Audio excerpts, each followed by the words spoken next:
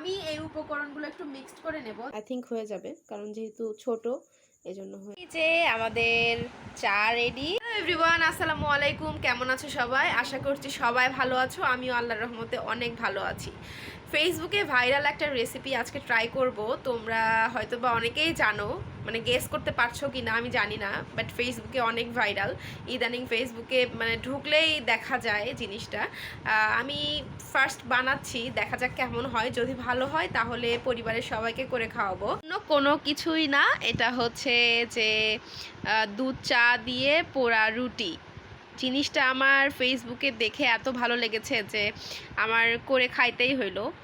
তো আজকে তো ফার্স্ট বানাচ্ছি বললাম, তো এই জন্য আমি এই যে এই সাইজের রুটিগুলো নিয়েছি। এর থেকে বড়গুলো খুঁজে পেলাম না, হাতের কাছে যেইটা আছে সেইটা দিয়ে বানাচ্ছি। যদি ভালো হয় তাহলে ইনশাল্লাহ আরও ভালো করে বানানোর চেষ্টা করবো, বাট দেখি যে কেমন হয়। আপনাদেরকে একটু দেখাই যে আমি এখানে কি কি নিয়েছি। তোমরা হয়তো বা অনেকেই করে খেয়েছো আমার মনে হয়, কারণ এতদিনে ফেসবুকে ভাইরাল কিছু থাকলে আসলে করে না খাওয়া খুব কম মানুষই থাকে। তো প্রয়োজনীয় যে উপকরণগুলো আছে আমি সুন্দর করে সাজিয়ে নিয়েছি। আমি একটু তোমাদেরকে দেখাই যে কি কি নিয়েছি। এখানে আমি নিয়েছি 4টা রুটি, আর এখানে আছে ঘি, আর এখানে আছে হচ্ছে চিনি আর গুঁড়া দুধ। আমি এই উপকরণগুলো একটু মিক্সড করে নেব, যেহেতু আমার কাছে ক্যামেরা রাখার কিছু নাই, এই জন্য তোমাদেরকে দেখাতে একটু অসুবিধা হয়ে যায়। তো দেখো আমি কিভাবে মিক্সড করি। তো প্রথমে আমি এই বানটাতে ঘি লাগাই নিব একটু, কারণ ঘি হইলে জিনিসটা নাকি আরও বেশি মজা লাগে। আমি সুন্দর করে বানটাতে ঘি লাগাই নিচ্ছি। আয়শা এখানে পড়ালেখা করছে, তো ও খাওয়ার জন্য অনেক এক্সাইটেড, খাবে, আমাকে বলছে। ও বলছে আমারটাতে একটু ঘি কম দিও। ও ঘি খাইতে পারে না। আচ্ছা তুমি খেয়ে দেখো, যদি তোমার মজা না লাগে তারপরে আমাকে বলো। তো আমি এই যে এখানে সুন্দর করে ঘি লাগাই নিলাম বানটাতে। এরপরে হচ্ছে আমার কাছে হচ্ছে ব্রাশ নেই, আসলে বানানোর কোনো ওভাবে প্রস্তুতি ছিল না, হুটহাট করে আমার কাছে ব্রাশ নেই। তো যাই হোক, আমি দেখো বানটাতে কিন্তু সুন্দর করে ঘি লাগাই নিছি। এরপরে আমি হালকা করে একটু গুঁড়া দুধ দিয়ে দেবো, যেন বানটা একটু খেতে মজা লাগে, এই জন্য আর কি হালকা করে হাত দিয়েই নিচ্ছি। আমার মনে হয় যে চামচের থেকে হাত দিয়ে আমি ভালো মিক্সড করতে পারবো।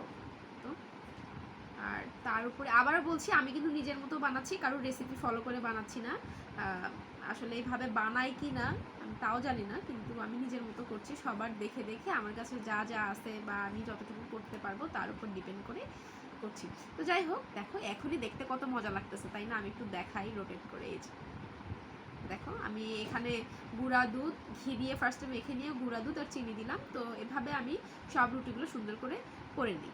দেখো আমি বানগুলো কিন্তু সুন্দর করে মানে সব কিছু লাগাই নিয়েছি। এই যে এবার এটাকে পুড়তে হবে। তো চলো যাই, পুড়ে ফেলি। ধরার জন্য আমার মনে হইলো যে কাঁটা চামচই ব্যবহার করতে হবে, কারণ ওইভাবে কোনো কিছু আমি খুঁজে পাচ্ছি না। তো আই থিঙ্ক এটা আমার জন্য বেস্ট অপশন। দেখো এখানে আমি এটা একটু বানের ভিতরে ঢুকে নেই, দেখি এটা দিয়ে ট্রাই করে দেখি হয় কি না। এই যে আই থিঙ্ক হয়ে যাবে, কারণ যেহেতু ছোট এজন্য হয়ে যাবে। আমি চুলায় আসলাম, দেখি এটা একটু পোড়ার চেষ্টা করি হয় কি না। আই হোপ যে হয়ে যাক, পড়ে না যাক বা কিছু না হোক। আই থিঙ্ক ভালোই হবে, দেখে তো মনে হচ্ছে। একটা ট্রিক তোমাদেরকে বলে দেই, মানে তোমরা যখন গ্যাসে এটা যদি কেউ করে খেতে চাও, তাহলে একবারে এক জায়গায় ধরে হোল্ড করে রাখা যাবে না। হ্যাঁ, এটা মুভ করতে হবে, কারণ আমি ফার্স্ট এটা করেছি, দেখো এটা একটু এই সাইডটা বেশি পুড়েছে। এইটুকু আমরা হচ্ছে ফালাই দিব, সমস্যা নাই। তো এটা কিন্তু মোটামুটি ভালো হয়েছে। যখন দেখলাম যে না, এটা আসলে অন্যভাবে করতে হয়, হোল্ড করে রাখা যাবে না এক জায়গায়, এটা মুভ করতে হবে। তো যাই হোক, দেখো মোটামুটি এমন একটা লুক চলে আসছে। এটা একটু পুড়ে গেছে, তাই এটা বাদ দাও। আসলাম আমাদের মেইন উপকরণ, যেটা হচ্ছে চা। তো আমি চাটা এখানে জাল করতে দিয়ে দিলাম। দেখো চার কালারটা কিন্তু অনেক সুন্দর আসছে, আসলে ক্যামেরায় কতটুকু বোঝা যাচ্ছে জানি না, বাট অনেক সুন্দর আসছে। আমার রান্নাঘরের যেহেতু লাইটটা আমার ব্যাক সাইডে, এই জন্য আসলে ওইভাবে এখানে লাইটও পাচ্ছে না। ওটা আমি জাল দিতেই থাকবো, একবারে ঘন করে ফেলবো। এই যে আমাদের চা রেডি, রুটি রেডি, সব কিছু রেডি। তো এখন একটু টেস্ট করে দেখি যে কেমন হয়েছে। দেখো চার কালারটা কিন্তু সুন্দর আসছে, ক্যামেরায় কেন জানি অন্য কালার দেখা যাচ্ছে, আমি জানি না। যাই হোক, একটু ট্রাই করে দেখি কেমন হয়। ট্রাই করে দেখি, মাত্র রান্নাঘর থেকে আসলাম। এই তো আমার বানটা।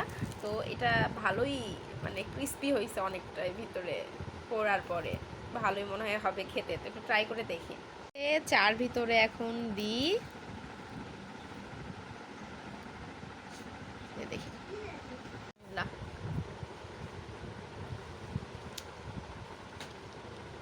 মজা হয়েছে, কিন্তু এপাশে একটু বেশি পুড়ে গেছে তো এই জন্য একটু পোড়া পোড়া গন্ধ লাগতেছে। তো নেক্সট টাইম বানাইলে এই জিনিসটা খেয়াল রাখতে হবে যেন রুটিটা বেশি না পড়ে, কিন্তু এমনি সব কিছু টেস্ট ঠিক আছে।